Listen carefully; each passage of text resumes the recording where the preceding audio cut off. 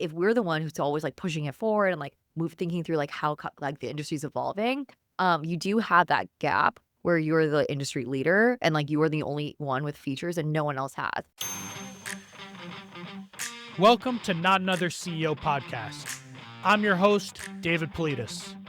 Every week, we talk to inspiring leaders and get the true stories, the ups and downs, the lessons learned, and come away with actionable advice for our own journeys.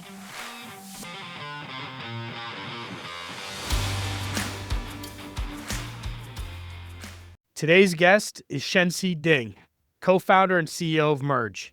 I met Shensi very early on in her journey and have watched what her and her team have built over a pretty short period of time. It's amazing.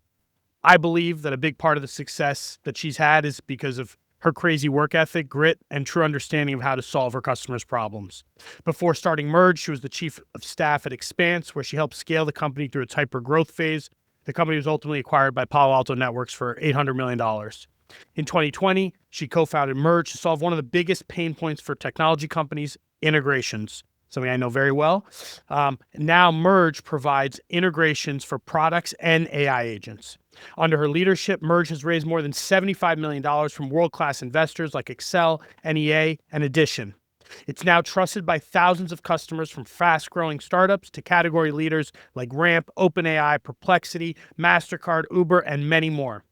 Shensi, welcome to the show. Thanks for having me. I'm excited to be doing Yeah, I'm this. excited to be doing this too. All right, so Shensi, what is the one thing that you've done at Merge, big or small, that's had the biggest impact and you do again if you're CEO of another company in the future?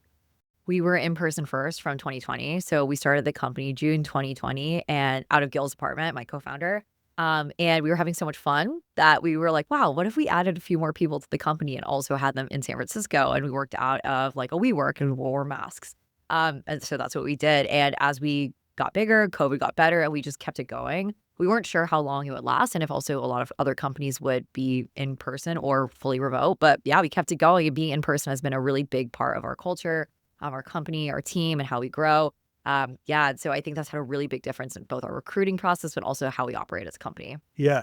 I mean, the first time that we met, I remember you telling me there was someone I had known that was interviewing for a job, and they said, Dave, they're in person every day.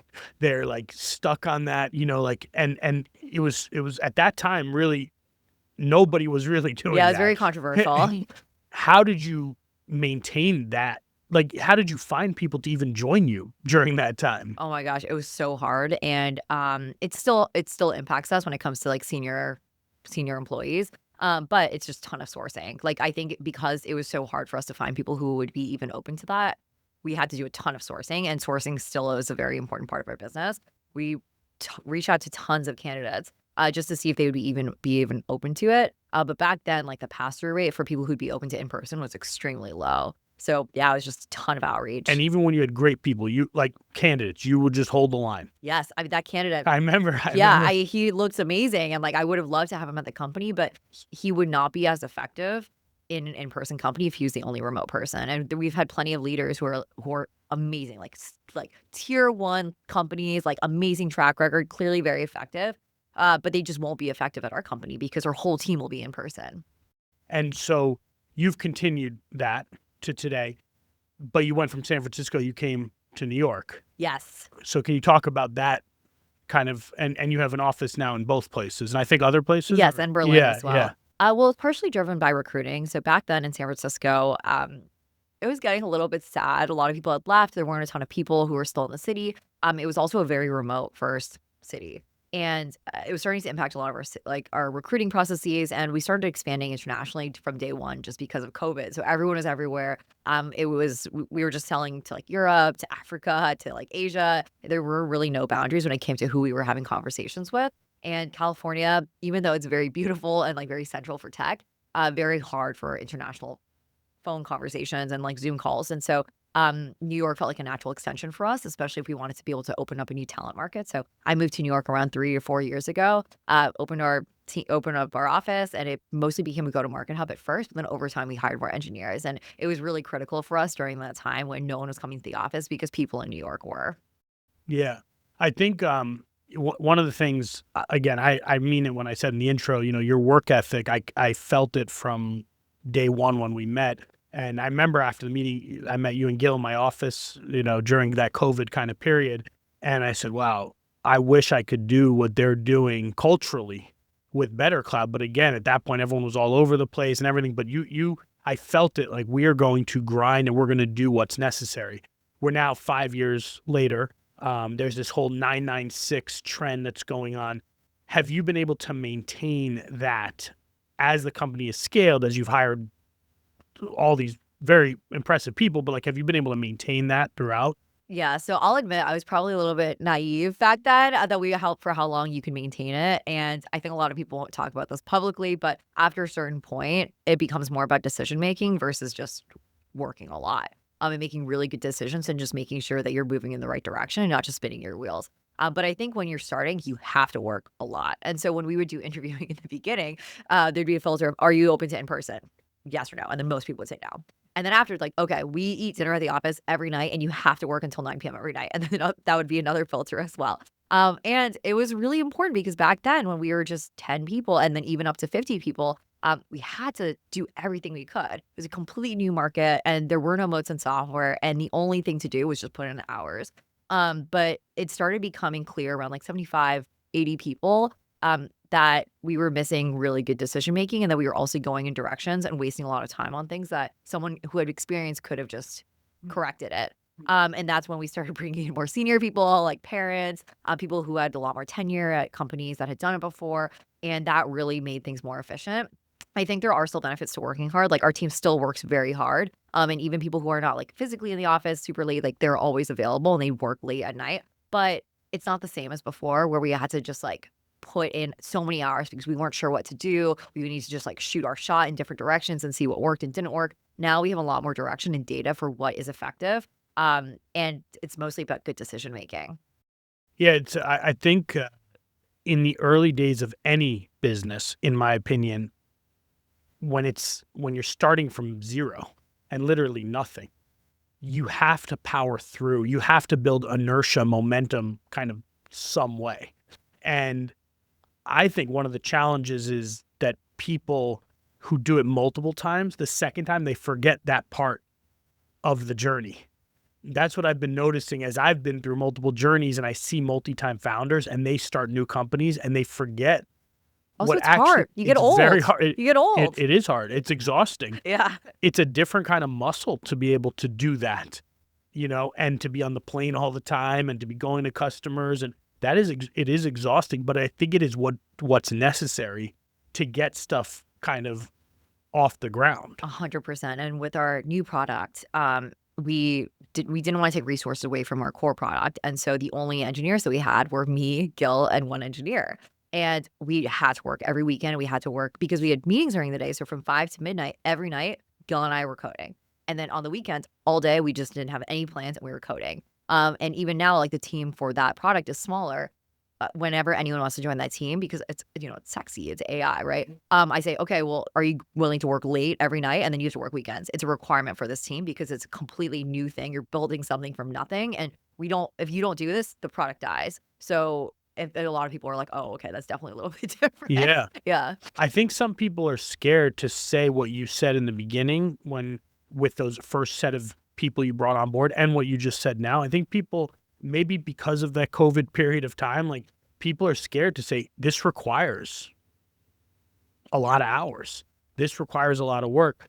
But when you talk about that with like this new team, what I find is there's a lot of people who actually raise their hand for that. Yeah. Some people A lot of people want to do get it. energy from that. Yeah, for sure. And we found in that team, like they work super hard. They're always on call. And it's exciting. It's really exciting. Like the wins that you have, it feels like more concentrated. But yeah, like it's not something that everyone wants to do. Yeah. So you and Gil have both, evolved and matured so much since the first time that we met and since you started the company. How have you done that? Like, have you done that purposely or that just happened? That's a great question. I think it requires a lot of like reflection and mistakes that we've made with like our team, products, customers. And every time we made a really big mistake, that's helped impact the direction of where we end up going and how we end up growing. And also it's partially like market forces. Like we talked about this previously, but the market has changed so much now compared to companies that were started in like the 2010s. like every year there's like a new challenge, and it's like you're going through a game that's just like changing so fast compared to before, where you had an expectation of what like next year might look like. And so I think because of that, I've just learned to be a lot more dynamic and more flexible, and just understanding that like things are going to change and I just have to be okay with it. But we have to be open to learning new things and then adapting our company and our product and our team. And maybe we lose some people along the way, but in the end, like if we really believe in like where we're going and how we can end up changing the industry and the problems we're solving, that's what really matters.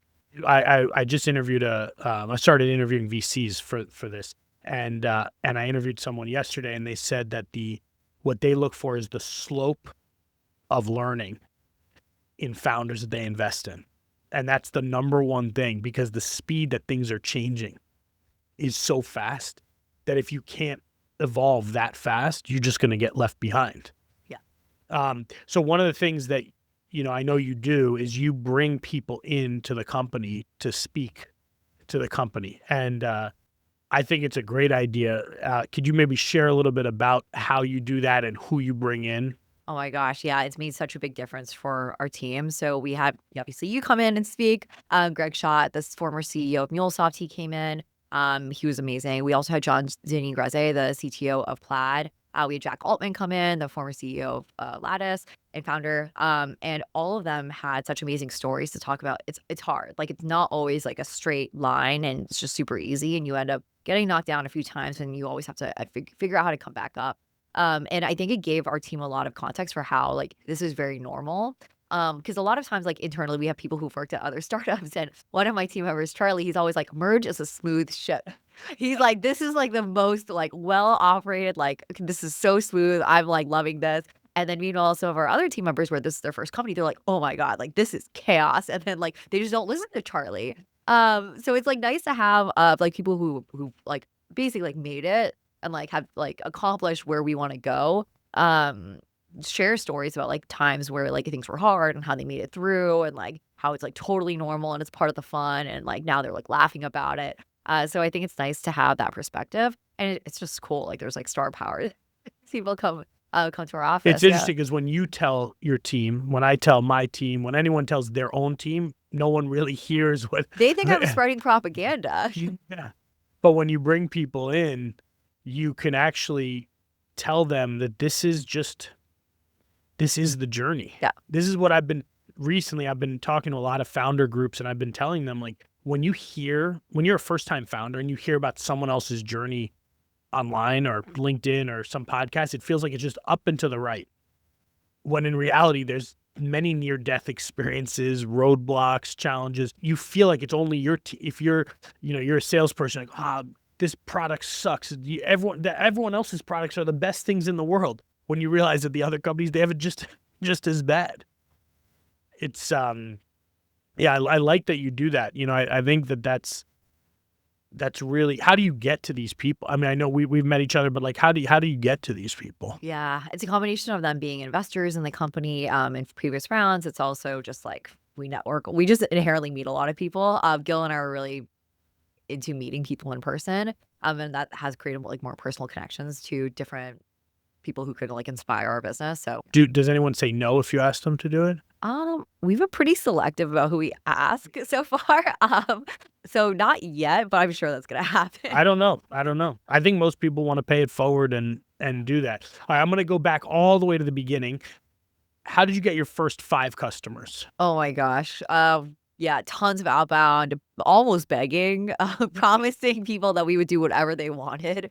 And we did. We really did do everything to make them happy. But yeah, it was just a lot of outbound. Did you have real design partners, or did you give it to them for free? Did you charge? This is a question. Early on when I started the podcast, everyone said, I want to know what every single one of these CEOs did for that first 5 to know, did they charge? Did they not charge? Did they have them sign something? Like, can you talk about what those first? Yeah, I mean, my hot take is that time to 1 million that like a company takes. It's really annoying, but it's an artificial metric that a lot of VCs care about. And so you should do it for free until you feel like you have pipeline where you can have momentum, because like the whole company is about momentum. Like you need to have like momentum for like how you get like the first million, and then you need to like fundraise, and like that like beginning is so critical. And if you like slowly drip like 10,000 here, 10,000 here, 10,000 here, it's not it's not like it's not as fast of like a push.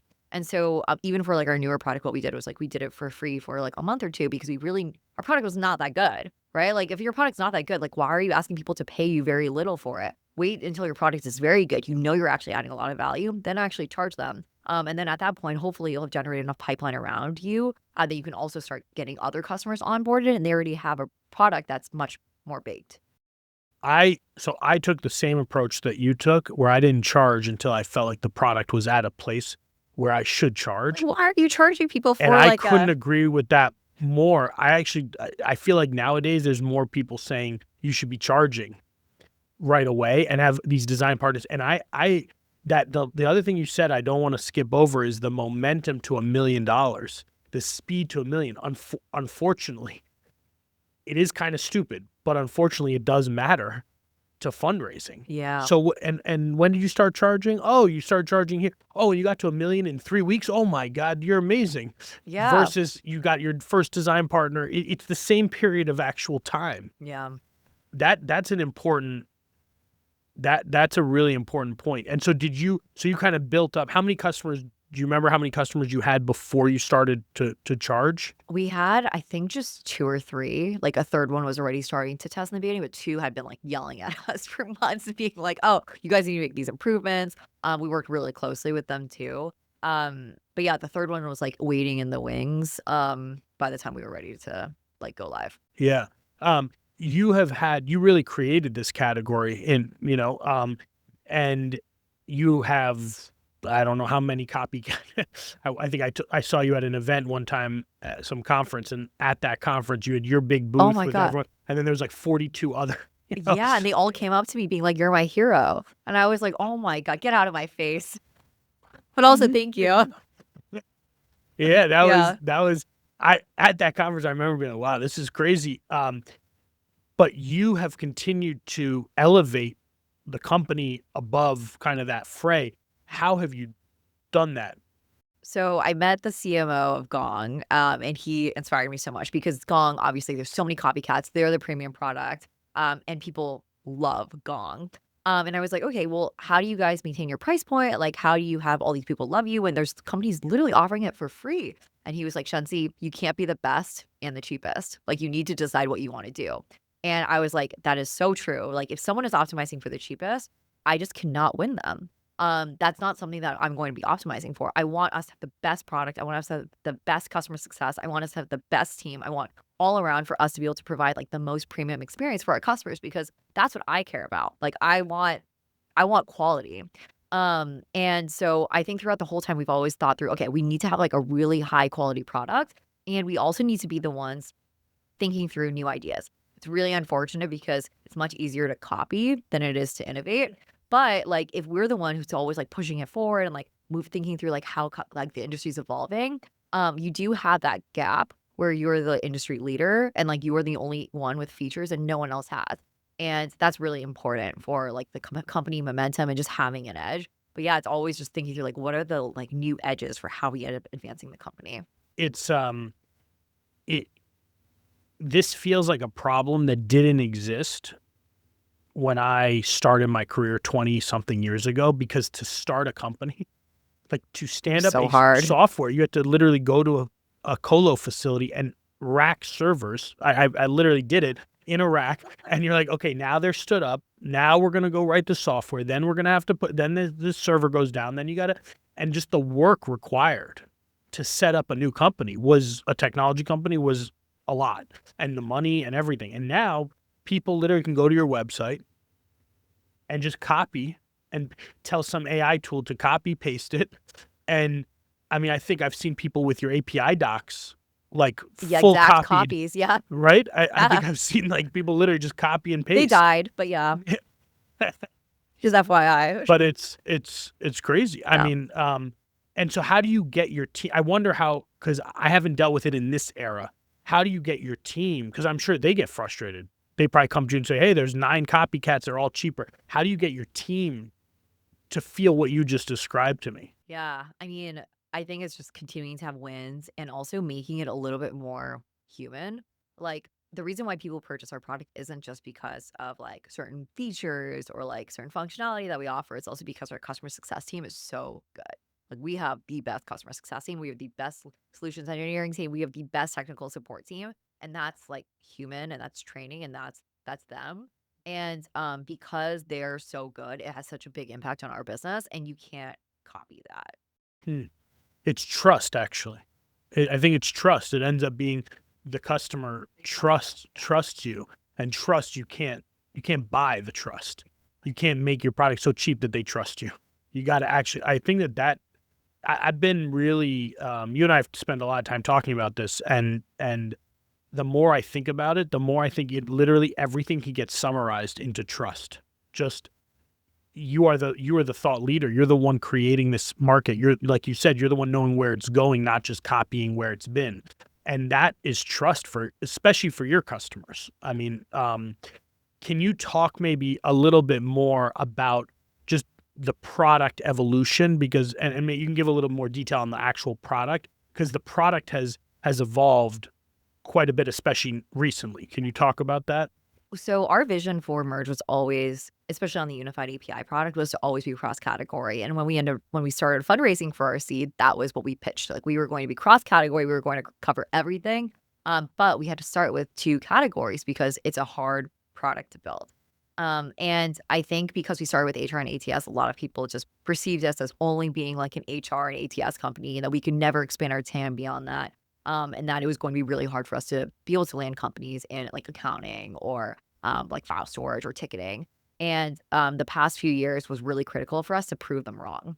And so we've landed some really big logos, obviously in the AI space that are not HR ATS related. We landed the largest financial services companies. This morning, actually, we landed like our second largest payments processor in the world, which is really, really exciting. And we've gotten even like very popular ride sharing companies, like you mentioned. And that was all in categories that were not HR and ATS. And it was really hard to do. Like they were very different. The sales process was very different, but we had to do it because the industry was changing. HR and ATS was really great for back then when remote work was really popular and like people were doing a lot of like remote like productivity software and like remote payroll companies or like doing a ton of recruiting. But the industry changed a lot. And it was just really clear that it just was not enough. Like, and even if you focus on only file storage or only ticketing, the TAM is just not enough. And this was always what we believed and always what we knew. But it became even more critical for the business to become enterprise ready in those other categories. So we rapidly tried to advance our company. And obviously, like one of the main industries that can pay very heavily is AI. We had to be able to sell into AI use cases. So yeah, basically just like did a refounding of the company in April where there were three different vectors. We needed to be able to use AI more internally. Like every single team member was required to use AI. And if you weren't, that was going to be a part of your performance review. Second, we need to be able to sell to AI use cases.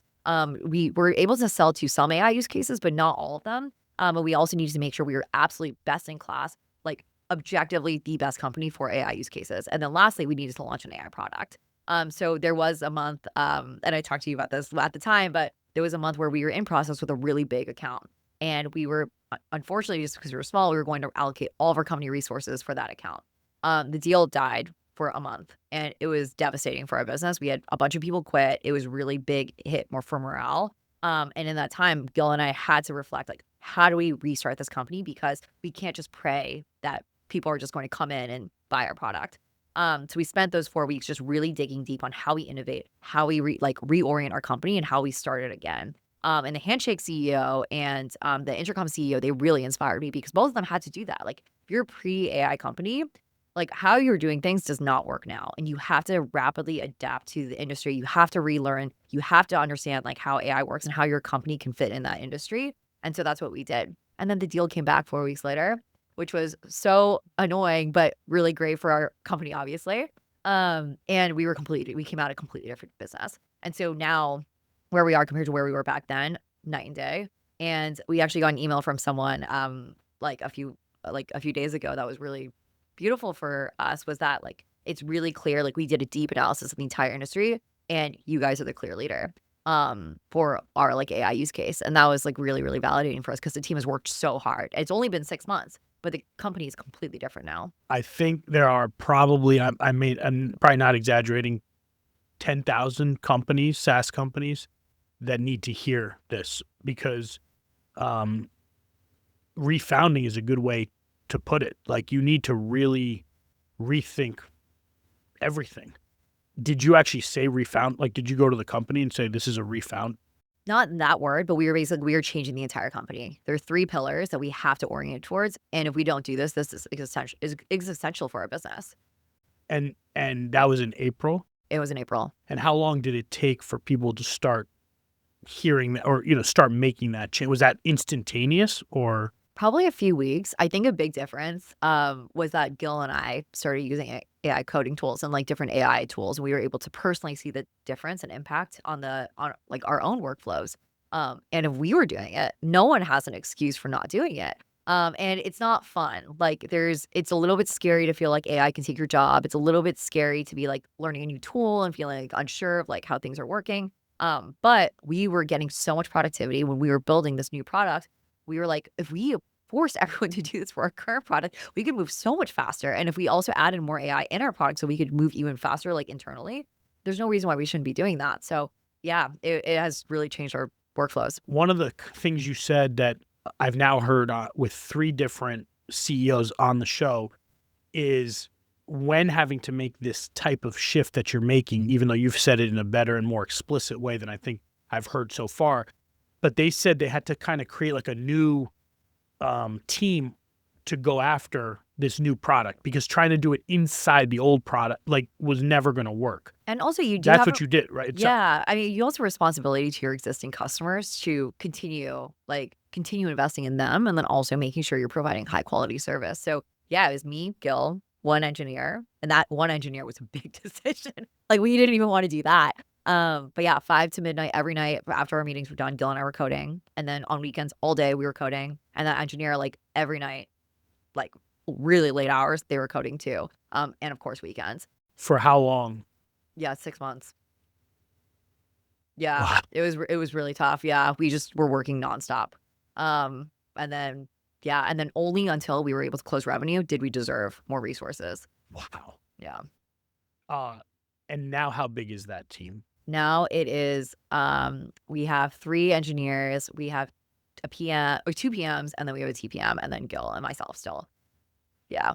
Yeah, this seems to be the most common thing that I'm hearing from people, is when you want to kind of make this change, especially around AI, you put it over here, this team works on it, this team goes and gets it off the ground. Yeah, it's like objectively, it's actually not a super expensive investment, but like it has such a halo effect on your existing business. Like, we have had so many opportunities now come in because of this new product when they actually need to use our old product. And it's very odd to be seeing that, but it's kind of like Gossip Girl. You have to put yourself in the story, and then if you're in the story, then everyone's like, oh, like interesting. Like, oh, like even though there's something that's old, but they're like, oh, we actually need that instead. So this new product has added that halo effect for like our old product, even though it's the same exact product. Hiring, recruiting, so much easier. Response rate's way higher. And it's created like a new growth factor for our business, of course. And then it's very motivating to see a lot of deals needing both products that we never would have had access to previously. Can you talk me through, pretend I'm an AI company and I want to use this new product? Where do I use this inside my product? Like, what's the use case? Yeah, so our unified API is really great for deterministic use cases. Like, I have a button, I need to press this button, and I always need to post an invoice, or I always need to create a ticket with this button. It's also really great for syncing use cases. So I need to sync all the tickets I've ever created historically so I can query across them, ask questions. I need to sync all my files so I can ask questions about like, all the data that we have internally, or knowledge-based sources, like you name it. So that's what our unified API is really great for, like synced integrations or deterministic use cases. So our agent handler product, our merge agent handler product, is really great for on-the-fly actions. It's for agentic use cases. So like today, someone might want to like create a ticket, and like the next minute they might want to pull their latest emails, and then the next minute they might want to like create a new calendar event. It's very dynamic. That's what our new product is better for. And a lot of times we're noticing people need both. You want to be able to sync all the data that exists so you can query across and have really flexible access patterns, and then also be able to use semantic search. But then sometimes you might also want to do actions too. And so they're very complementary. And I think the nice thing about this is that it wasn't like we just were like, we need to build something, so we're just going to build it. We kept doing sales conversations. We were noticing the industry was moving a little bit, and there was a gap in a use case that we couldn't fulfill, but we knew very well. Like we were experts at it. And so why not us? Like why can't we fill that gap? And so that's what our new product fills in. And then in terms of having people internally using AI tools, coding assistants, the other things that they're using, how do you promote? I mean, it sounds like there's a little carrot and a lot of stick, but how do you promote that? Because I have seen that even people that I would expect to use, marketing people, so like things that are just very obvious, easy use cases, they don't. And it's not like these are young people who like know technology well, but there's something about like a new behavior or something. I Hard, don't know. yeah. I don't know what it is that they don't. Yeah. They're scared to Yeah. adopt it. How do you do? How did you motivate? I mean, you said you and Gil did it to start, but was there something else that you did? So I think it starts from other things. It starts from keyboard shortcuts. If you don't force everyone at your company to use keyboard shortcuts, you can't really force everyone to use AI. And I view them to be very similar because shortcuts, one of my team members said, is a mentality. Like if you care about optimizing your life and your time and like making sure you aren't like using a mouse like a fucking loser, like then you're gonna try to use AI to make your workflows a little bit easier. And so when day one, I have told everyone you have to use shortcuts. And in banking, what I learned was that like minutes add up to hours, which add up to days of your life where you could be moving so much faster. And also just like improving yourself. And so we every year or like every 6 months or so, I'll do a training for my whole company. You have to use shortcuts. Here's how you go through tabs on Chrome. Here's how you like create a new message in Slack. Like I never want to see you using your mouse like for these things because it's so fast if you just use a shortcut. And so it started with that. Like it just was a requirement for our business. Like if you are not able to move fast on a laptop, I can't even really expect you to use AI. But everyone, of course, is baseline expected to do that. And then now with AI, obviously, like if there's workflows that you're doing every single day, it is your responsibility to figure out how to automate that. Because if you aren't, someone else will. And also it's good for you in your career to try to always be thinking about how to use AI. But yeah, it comes from our managers. Our managers are always like learning and like experimenting with new tools, having an understanding of the industry. It's interesting because the job now isn't just like doing like being good at it. You have to understand the industry and like what's coming up, like what tools are there. Like everyone has to become like have an understanding of how things are changing. It's amazing. Like once you actually start using, I guess I would put myself in. Now that I'm saying it out loud, I would put myself in that bucket because in the beginning, I'm not going to use this note taking. I'm not going to use granola. I'm not going to use this thing. I'm not. And then you start using stuff. You're like, why would I not? It's Yeah. almost to your point, minutes. It's in some cases, I would say it saves probably many hours for small functions. And I did get deep into Nano Banana Google Image Generator, and I was in it for like 8 hours actually, and I couldn't get it to actually do what I wanted to do, and I was getting so annoyed. I'm like, have these people going up a mountain, and they were going down the mountain, and I was like, please have them go up the mountain. It's like, sorry, made a mistake, still going down. So sometimes it's I frustrating know you like can that, get but into AI fights too. exactly, Yeah. exactly. All right, so you have raised money from legit, I mean, the best investors in the world. Um, and you did it early. And, was that for you? Was that really easy for you? I mean, did you just go and first meeting, you got the check? Seed round was harder. Series A and B were easier. But the seed round was really hard because there were companies that weren't actually incumbents, but people just associate that they're similar. And so it becomes hard to clarify how you're different, especially to a non-technical investor. So that was part of the challenge, but it forced us to be really good at explaining how we were different and how the problem we were solving was um, was just not the same at all because it would come up with customers and it would come up with candidates. And so you have to get good at explaining that. And why do you think it got easier? Why did it become so much easier? Was that just the market timing or People use cases became super clear. They started seeing companies that they knew using us. Yeah, and that obviously helps a lot. But like when you have nothing and like no one knows like what the problem is, they don't actually viscerally understand it. It's not the same. And also it becomes even harder when you're like at the beginning of an industry that's growing, which is what we were doing.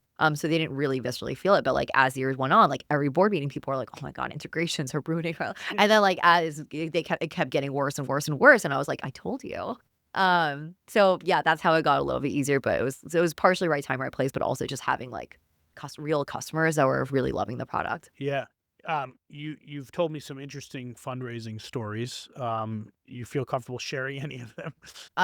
Yeah, one of our investors, we love them, but they took us to Carbone, and we got blackout. And obviously, like they were like, oh, like, we like love you guys. Like, let's just like sign this term sheet and like agree on terms. And like we were like not functioning. And so we were like, oh, okay, like yeah, maybe we'll agree on this. And we were basically like, yeah, like this sounds great. And then I heard from one of my friends who fundraised from the same investor. They're like, "Oh my gosh, yeah, we got blackout, we went to Carbone, oh, and then we, like, signed this, like, napkin," and I was like, "Oh my god, you used the same trick? Like, I feel like you took us on the same exact date," and they were like, "We don't have that many tricks up our sleeve, like, this is it," and I was like, "Oh my god." It worked. It really It's worked. funny because actually, 2 weeks ago, someone I'm working who's going through a fundraise called me, and the same thing Oh my happened. god, I feel like I've been cheated on. It's Oh my it it's a I think especially when it's like a competitive deal yeah, there's it's I think that a lot of times, I say this a lot, that especially now when I'm working with a bunch of founders, you don't understand what's happening on the other side of the table.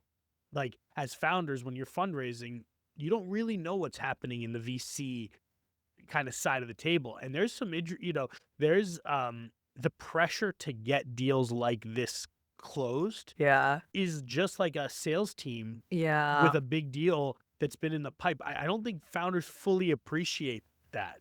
Yeah, and one time he might kill me, but one time there was an investor that called me and he was like, "Oh, like we have this term sheet out, like you guys have to accept it tomorrow." We're like, "Oh, like, we can't. Like we're just busy right now. Like we'll spend another day." And he's like, "Oh, okay, okay."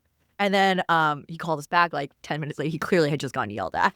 He's like, "Okay, sorry, like we can't wait like another day. Like we really need you to like make a decision. Others will pull out." I was like, "Okay." But like it was so obvious he had just gotten yelled at. But yeah, like a sales process. You don't actually realize that. I tell founders all the time, you don't know that in the Monday morning partner meetings, they're going through their pipeline just like you do sales pipeline. And if some person shows up to that Monday morning meeting and says, I've been talking to Shensi from Merge, they're crushing it, they love me, I have a great relationship. When they come up to fundraise, I'm gonna get them.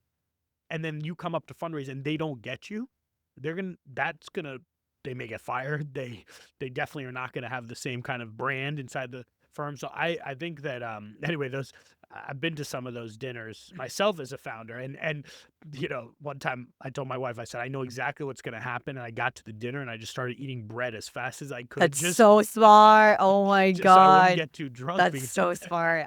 um, Yeah. I'm a lightweight too, so it's not yeah, very great. different, very different. Uh, so you mentioned all these changes that have been that are going on with the company. Where is Merge 3 years from today? I think I have completely adapted that. We obviously have to be multi-product, and we have to just be accepting that as the industry changes, you have to build and also kill things that do not align with the industry. And so that is the biggest change that I've had over the past 6 months. Because previously I was like, we're going to be like an infra company. Integrations are always going to be super important, which I do think they will be important. But I think the form, like the way people connect to third party systems or like the types of problems that arise from that issue will change, and we're fully ready to adapt to that. And so I think us just becoming accepting that we are going to be multi-product, flexible in what we build, that has been really important for us. And one of the things that you've done seems very well is moved up market. I have attempted that multiple times at multiple companies and not been successful with that. It I mean, some of the customers you have, it's literally, I mean, compared to where it was even 3 years ago, it's amazing. That you Like, remember. I remember. So, how have you been able to do that? Is that a product thing, or is that a go to market? Everything. Absolutely everything. When we first started the company, it was basically Lord of the Flies. We were all children. And we were all super, super young. And so it made sense that we were selling to other startups. But we had to change a lot of things. Like the go-to-market motion is completely different for enterprise. Pre-sales and post-sales and like this and the POCs that you run. Also QBRs, like you have to go on site, you have to have a deck. That's very, very different, but the product has completely changed. Security requirements, efficiency, uptime requirements. There's just so many things that are very, very different and also deviate from the needs of smaller companies. So you have to find resourcing for that, and you also have to make sacrifices on both ends. Hmm. I so one of the things I think people, again, now I'm seeing this so many times with so many companies, they feel like we're going to go up market by just adding these features. And what you just said actually was all not feature. I mean, yes, there's product changes, but that was all go to market. Yeah, I think it has to start with go to market because you just don't know what to build, and sometimes it's not what you think. And yeah, we hired our first enterprise sales rep. I think that was 2.5 years ago, and back then, like a 300-person company was enterprise for Right, us. right. And we were so not ready. There's so many features we didn't have. But it wasn't just that. Like it was like how we communicated about the product. It was more value versus like features. How we were different, where the roadmap was going. They were also going to look more like design partnerships because if they're paying that much money, it's just different. Like it's almost part services. Like it's not really going to be the same. Where it's like like here's a product, you buy it or you don't. And yeah, I think it has to start with go to market. Yeah, I think like something like a QBR, it seems such a small thing, but these big customers, that is how they're used to engaging with their vendors. This is not a fly by night. Oh, we're paying you this much money and hope the product works. They've bet their jobs, They will get fired. Yeah, and they want to hear directly from the vendors, a hundred on percent. that. Yeah, it's interesting because like I would never want to spend a QBR with a vendor ever in my life, and I would never pick up a cold call. But it's yeah, if you're like selling to enterprise, you got to cold call, you got to get on a flight, you got to meet with people in person, you have to have a deck. Right, Yeah. right. Um, okay, I wanna transition to your background a little bit more. So, where are you from originally? I'm from the suburbs outside of Boston. Okay, and where'd you go to school? I went to college or undergrad, or sorry, college or high To school. to college. Oh, college. I went to Columbia. Okay, and that's where you met Gil, That's where I met right? Gil. Yeah. Were you in a class together? Were you just Yeah, I think we met during like orientation week because everyone's just partying and like the whole week. But we back then the CS department at Columbia was really small. I think it was like 50 people or maybe almost 100. It was really small. And so you knew everyone. Like we knew everyone because you were in the same classes every single day. And so I just met him that way. And then we were on engineering student council together. And then senior year I was class president, he was vice president. But yeah, we've known each other for like all 4 years.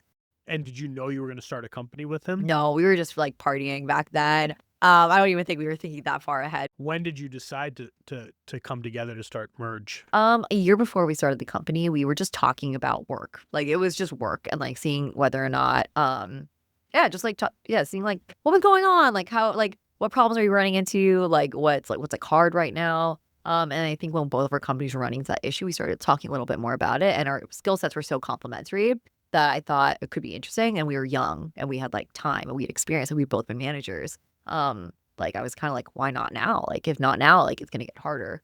Especially if we feel like we're uniquely able to solve this problem, we're uniquely going to be able to be good at this. And so, yeah, that's how we did it. And did you have something in your childhood where you knew you wanted to be an entrepreneur? Not quite. I think I was fully ready to be, like, in finance and, That's where you started your career? so I studied CS, but yeah, my first job was, at Credit Suisse as, like, an investment banker, and just because my mom was a software engineer, and so I was kinda like, "Oh, like, I don't wanna do that, like, it sounds so boring." And also when you're in New York, like, in the 2010s, you're like, "Oh my god, finance, like, I'm gonna be such a baller." Like, I wanna do investment banking, I wanna be, like, hardcore. So yeah, I did investment banking, and I probably if I hadn't met my husband, I probably would have, like, kept it going, but he was really interested in tech, and he was in finance. He was like, "I really think, like, we should move to San Francisco, like, I think we need to get into tech, like, I think this is going to be really interesting and, like, a great career path for, like, myself." And I was like, "Oh, maybe I should check that out too." And I happened to have an opportunity where I was going to be doing growth investing in tech in San Francisco, so I was moving anyway, and I was like, "Okay, then come with me." And yeah, and that got me really interested because I was meeting all these founders who knew everything about their company. And I was shook at how passionate they were, how much information they knew, and how, yeah, they were just experts and so excited about what they were doing. And I didn't feel like I cared about anything. I was like, I don't care about anything. I don't care about like like, I don't even care about like this, like modeling this thing. Like, it just doesn't matter to me. And I was like, and I was talking to the founder of the fund, and he was employee 26 at Apple. He was like, he was like, I know, he was really rich. And it's like, you should go work at a company. Like, I think you'll really like it. And I loved it. And like, it's interesting because now I care so much about everything, and I care so much about everything we do and like the quality of everything and like our customers. But back then I just didn't care. And I think it's just really hard to care in finance. Where does the work ethic come from? Probably investment banking. I was really lazy in high school. My parents were always like yelling, getting mad at me. Yeah, they were like really mad at me because I was inherently lazy. And in college, I started having like my own ambition and like my own motivations. But investment banking was just such like a muscle that like I just got really good at working hard, and nothing is as hard as those hours. So now I'm like Even this. now? I'm like this. Yeah, it's just not the same. Like physically being in the office from 10 till 2 p.m. 2 a.m. every night is so different from like being in the office until like 9. To me, it's like that was an early night in banking. So I think it's such a treat to be able to work in tech, make so much money like in an industry where I'm so interested in what I'm doing, and I don't have to work as hard as I did in banking. And I have friends now in private equity who are in their mid 30s working till 4 5 a.m. And compared to that, this is nothing. You may be the first person so far who's said to me that they were lazy at some point in their life, and then that a job changed that so sharply. Yeah, that's why like I don't always think that working investment banking is the right thing if you know you want to be in tech, because it does it limits like the type of roles you can get in tech sometimes. But it was so good for just making me have a great work ethic versus if you go out of college, like people work so hard in college. And if you go to a company where it's like very chill and very lazy, your like default assumption for what work should look like is much lower. That's a very good And then point. everything after feels so much harder. But for me, this is nothing compared to what I was doing back then. That's a good point. That first job does kind of set the tone of what you think is normal work. Yeah. Um, but you do work a lot. I do work a You lot, do yeah. work a lot, and you Yeah. travel a The lot. physical travel is a lot. Yeah, you work a lot, you travel a lot. Um, have you had to make sacrifices to do that? Yeah, like, sometimes there's, like, health sacrifices that you make, and there's, like, time with, like, your loved ones that you have to make sacrifices for, but, this is such an important part of me and, like, my life, and when things are not going well at Merge, that makes me also deeply unhappy, and so for me to be happy in my personal life, I know this is might be toxic, but I need to feel like I'm in control of, like, my business as well, and a part of that is from what I put in. If I feel like I haven't done anything and, like, I have not, like, given it my all, and so things because of that, things are not going as well, it makes me deeply unhappy in my personal life too. I think that is actually not every, let's say every good founder. I would say that that's exactly how every good founder feels, and it may be toxic. I'm not even sure. I don't think you can disassociate. It's like a child, basically. I mean, you can't really disassociate the two things. But the sacrifices, you know, yeah, it's a lot, and yeah, the travel stuff, of all the things, I miss a lot of things about running a company and having a team and everything. The travel is something that I do not miss. I think it's the most it just kills. It's so exhausting. It's a lot, and economy too. That's the yeah, like, we're like And you go all over the world, right? Because we you go don't all just go. over yeah, all over the world for just, like, a few days too, so that's really hard, but you know what, I don't really listen to this guy, but I happened to listen to, like, a clip on TikTok with Theo Vaughn about travel, and he was like and he's, like, in his mid-40s, and he was like, "Once I accepted that, you know what, like, I love my job, but travel is, like, a part of it, and I hate travel, but, like, it's a part of it," I just was like, "Yeah, I get over it," and then he got over it, and I was like, "I need to just get over it." I need to just get over it, like, why? Like, I love my job. Sure, I hate the travel, but, like, I need to just get over it. Yeah.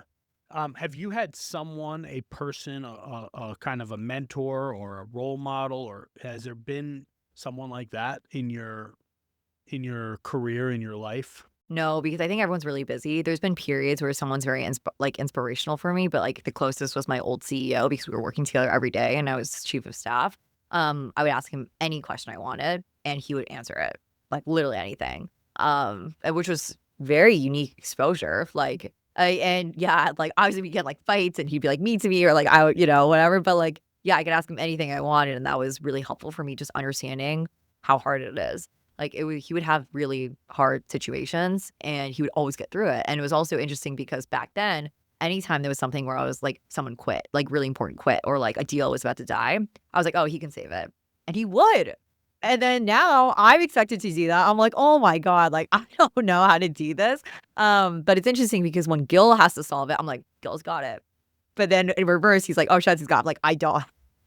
But yeah, so it was interesting to see that. But he probably was like the closest. But I just assume that anyone that I want to learn from is very busy and I can't expect them to like, be around me all the time. Yeah. Last time I walked into your office, you were actually saving a deal.